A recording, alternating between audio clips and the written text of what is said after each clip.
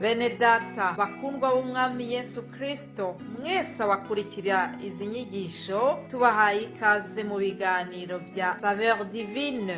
Ibi biganiro mu bitegurirwa n'abavugabutumwa bwiza batandukanye, akaba ari umuhamagaro ugendera ku ijambo ry'Imana byanditse mu gitabo cy'ubutumwa bwiza uko bwanditswe na Matayo ibice 24 umurongo wa 14. Kandi ubutumwa bwiza bw'ubwami buzigishwa mu isi yose ngo bube ubuhamya bwo guhamiriza amahanga yose, nibwo imperuka izahera ko ize. Ibi biganiro mubikurikira ku channel ya YouTube yitwa SAVEUR DIVINE. Tubifurije kugubwa neza. Imana Data ari na Yesu ibaha umugisha.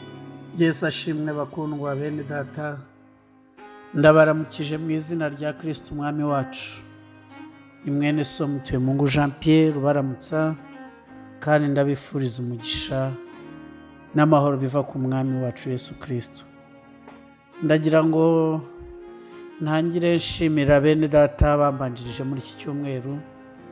Imana ibaha umugisha bakomeje kutugezaho ubutumwa bwiza, kandi Imana y'amahoro ibaha umugisha. Nizere ko namwe abadutega amatwi, abakunda kumva ubutumwa bwiza, mukwiye no kubusangiza abandi kugira ngo turusheho gukunda ijambo ry'Imana, kuko ijambo ry'Imana ni umucyo umurika muri iki gihe hacuze umwijima, kandi dukwiye gukunda ijambo ry'Imana cyane kuko ni amata y'umwuka adafunguye adukuza, niko Bibiliya ivuga.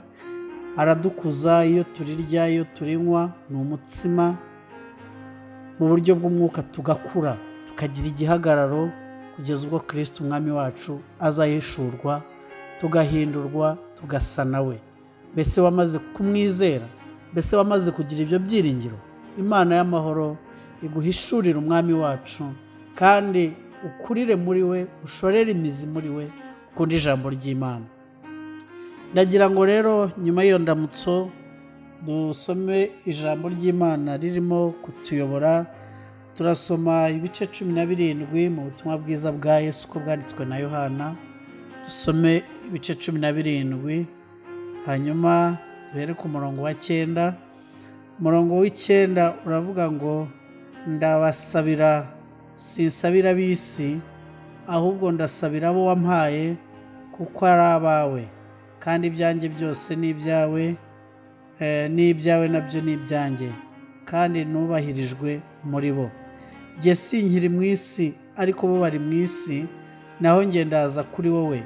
Data wera, ubarindire mu izina ryawe wampaye, ngo babe umwe nk'uko natwe turi umwe. Amen.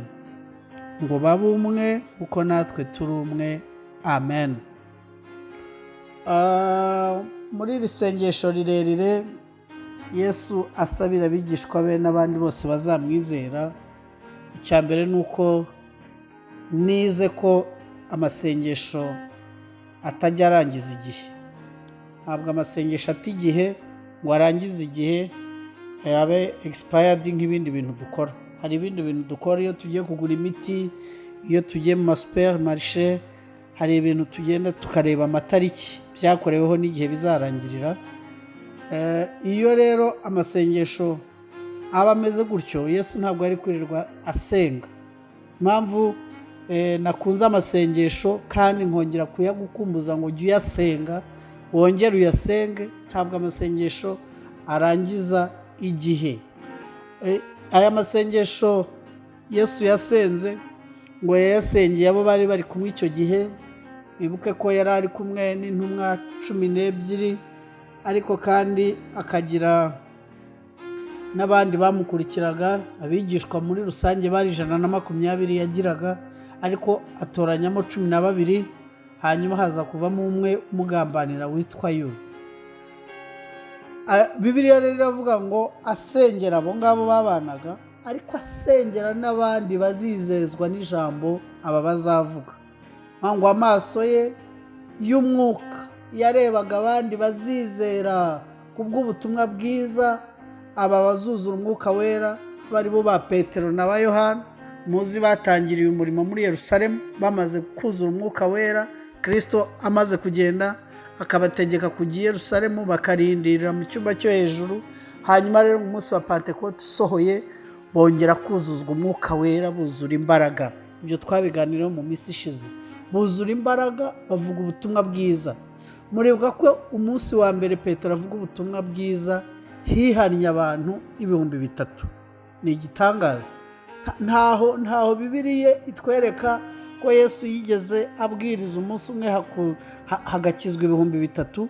Cyakora hatwereka ko yagiye agaburira abantu 4,000, 7,000, ariko ntaho bigeze batubwira abantu 3,000 byizeye umunsi umwe.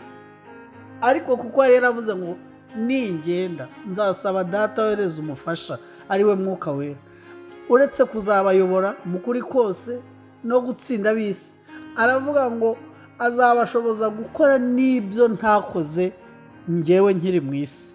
Ba Petero na ba Yohana n'abandi bose bagiye bagatatana. Murabizi ko bari bigumiye muri Yerusalemu, ariko akarengane gateye baratatana, bituma ubutumwa bwiza bugenda bukwira mu isi yose, bukwira amahanga yose. Muri abo rero bizeye natwe turimo. Imana ihabwa icyubahiro, Imana ihimbazwe.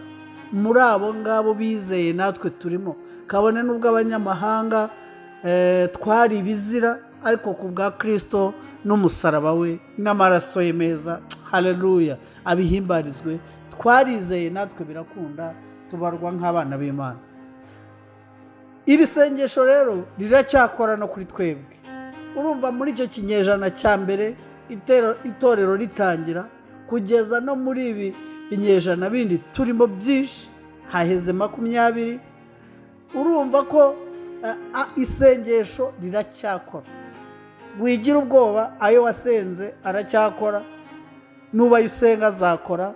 Jya uyasenga, amasengesho arakora, azakora mu gihe cya none n'igihe utazaba uhari, azaherekeza umuryango wawe. Jya uyasenga, udashaka ko asubizwa mu gitondo cyangwa nimugoroba, nanatinda ujye utekereza ko amasengesho azakora. Iyo aba atazakora, Yesu ntabwo ari kwirirwa ayasenga. Icyo rero ni kimwe nakuyemo. Icya kabiri ni ijambo yasenze avuga ngo ubahe kuba umwe. Ubahe kuba umwe, ubarindire mu izina rye wampaye, ngo babe umwe nk'uko natwe turi umwe. Ni nayo ntego njyewe nakuyemo cyane, ivuga ngo dukwiye kuba umwe. Ubumwe bw'abera, ubumwe bw'abakristo, ubumwe bw'itorero, gushyira hamwe. Iminsi y'imperuka irimo irasaba ko umuntu aba nyamwigendaho mu buzima bwe bwose, bwaba ubw'umwuka, bwaba ubuzima busanzwe. Mwibuke icyo Pawulo yandikiye Timoteyo amubwira ko mu minsi y'imperuka hazaza ubuhenebere, hakaza ibihe bigoye, abantu bakikunda, kugeza ubwo umwana adakunda ababyeyi, kugeza ubwo ababyeyi badakunda abo babyaye, badakunda abo bavukana, badakunda inshuti. Ariko Yesu yaradusabiye ngo tuzabe umwe. Nubwo ibihe ari bibi, ndakwinginze ngo wubake ubumwe na mwene so, uwo mubana, uwo mwubakanye urugo, abo mugenana, inshuti, abo musangiye agakiza. Harimo haragaragara imyiryane mu matorero, harimo haragaragara intambara n'induru mu bihugu, ariko dusengera ubumwe kuko aricyo Yesu yadusabiraga, kandi ubwo bumwe bw'abera bugira imbaraga. Nibuke ko ubumwe bugira imbaraga. Iyo batubonye dushyize hamwe, iyo batubonye turi umwe, nabo barahindukira bakamenya ko muri Kristo, bakamenya ko mu mwami wacu harimo amahoro, harimo gushyira hamwe. Imana iguha umugisha. Yesu yaragusengeye, yaradusengeye ngo tube umwe. Nta mpamvu yo gutatana, nta mpamvu yo kuryana, nta mpamvu yo kwangana na mugenzi wawe mupfa ubusa. Imana igushoboze, yaradusengeye ngo tube umwe nk'uko no mu ijuru bari umwe. Imana iguha umugisha, Imana ikunezeze. Irinda arangije arasenga, aravuga ngo uzabarinde umubi, ubarinde umubi. Imana ikurinde umubi, Imana iguha amahoro, Imana iguha ibyiza, mu izina ry'umucunguzi Yesu Kristo. Amen.